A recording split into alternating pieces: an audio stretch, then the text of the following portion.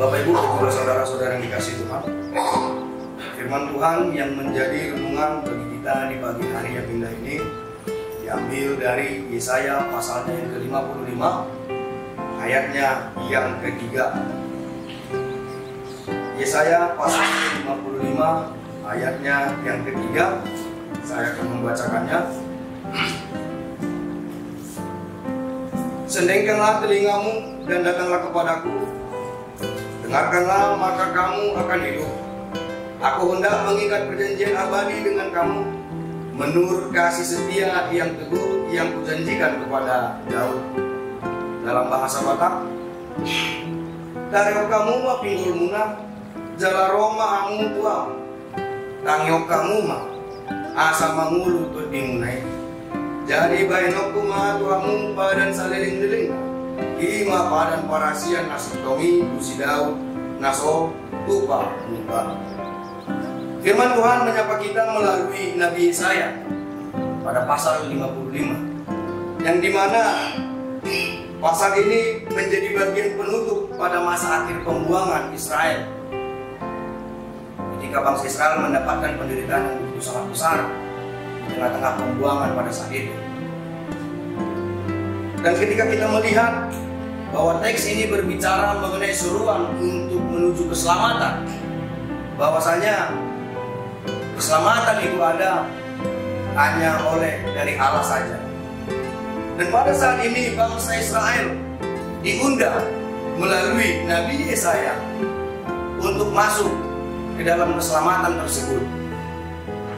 Sendengkanlah telingamu dan datanglah kepadaku. Firman Tuhan kepada bangsa itu.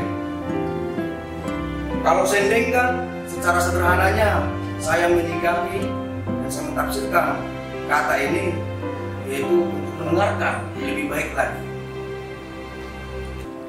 melengketkan telinga kita untuk mendengarkan sesuatu yang lebih baik lagi. Dan hal ini sering sekali kita lakukan ketika kita mendengarkan sebuah percakapan yang sangat penting, adalah untuk memperhatikan bagaimana alur interaksi tersebut, sehingga kita dapat menerjemahkan interaksi itu dan kita dapat menerima interaksi itu menjadi sebuah informasi yang sangat penting pula.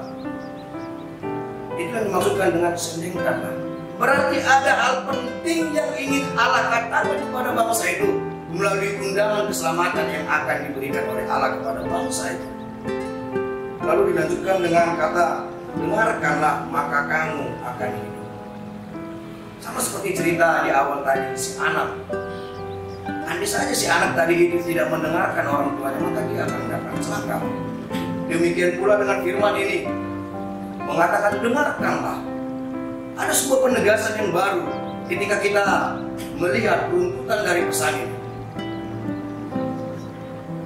yaitu bagaimana bangsa itu tetap setia mendengarkan Allah. Karena kalau mereka tidak mendengarkan Allah dan mereka tetap mempertahankan pemikiran dan prinsip mereka, maka tidak akan ada keselamatan itu. Dan diikuti dengan kata, aku hendak mengikat perjanjian abadi dengan kamu. Bapak Ibu dan juga saudara-saudara yang dikasihi oleh Tuhan, perjanjian abadi ini merupakan sebuah absolut dari Allah, bahwanya Allah lah yang bisa memberikan perjanjian abadi kepada setiap insan manusia, kepada setiap cipta.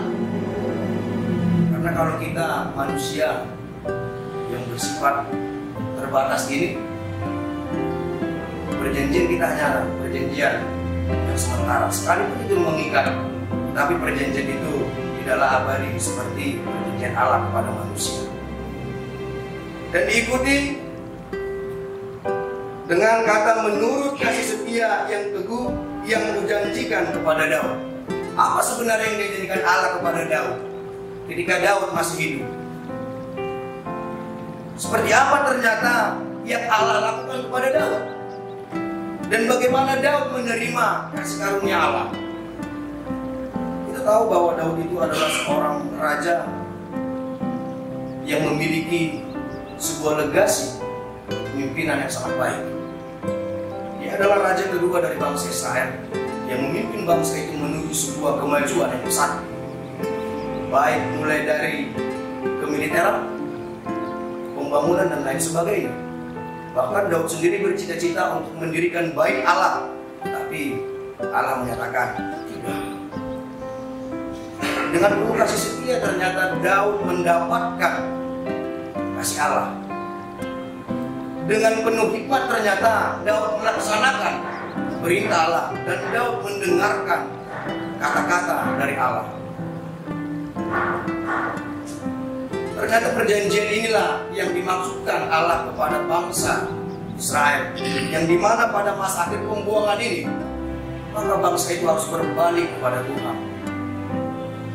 Bangsa itu harus memantapkan diri lagi kepada Tuhan, bukan hanya dengan kata-kata, tetapi juga melalui peribadahan dan juga hati yang dalam. Apa yang bisa kita renungkan dari firman Tuhan ini di pagi hari ini? Yang pertama adalah mendengarkan sebagai wujud loyalitas dalam sebuah pekerjaan. Mendengarkan sebagai wujud loyalitas. Maksudnya adalah bagaimana kita memperhatikan dan mendengar setiap orang yang berinteraksi dengan kita. Karena jikalau kita memiliki sifat atau rasa cuek dengan sesama kita, maka informasi yang penting yang akan disampaikan oleh seorang kepada kita tidak akan bisa kita terima dan tidak akan bisa kita terjemahkan dengan baik.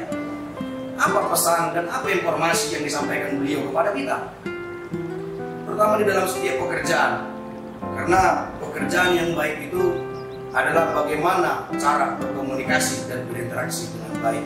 Baik sesama pegawai maupun pegawai dengan pimpinan dan sebaliknya pimpinan dengan pegawai. Maka kita perlu mendengarkan baik itu pegawai maupun juga pimpinan kita. Terlebih mendengarkan saran, kritik dan lain sebagainya. Itu merupakan salah satu interaksi untuk membangun kita dalam pekerjaan kita dan membentuk sebuah visi misi yang baik dan melaksanakan visi misi itu juga dengan baik. Yang kedua yang perlu kita renungkan adalah mendengarkan Allah dengan tuntunan roh, hikmat dan kebijaksanaan. Bukan hanya dengan keyakinan semata, tetapi kita perlu dituntun dengan roh kebijaksanaan dan hikmat. Sering sekali kita merasa dipanggil oleh Tuhan dan sering sekali kita merasakan bahwa Tuhan berbicara kepada kita.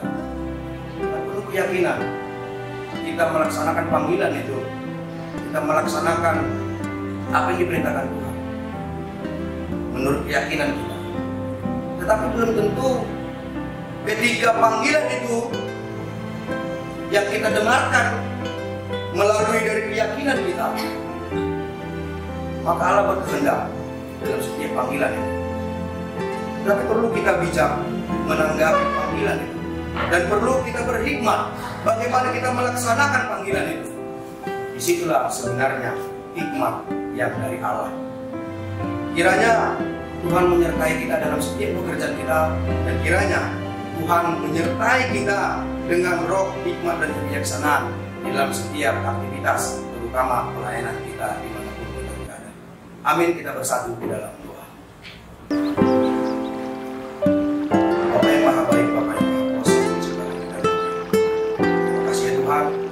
Terima kasih setiamu Bapa. Kami dapat mendengarkan firman yang disampaikan oleh kepada kami semua.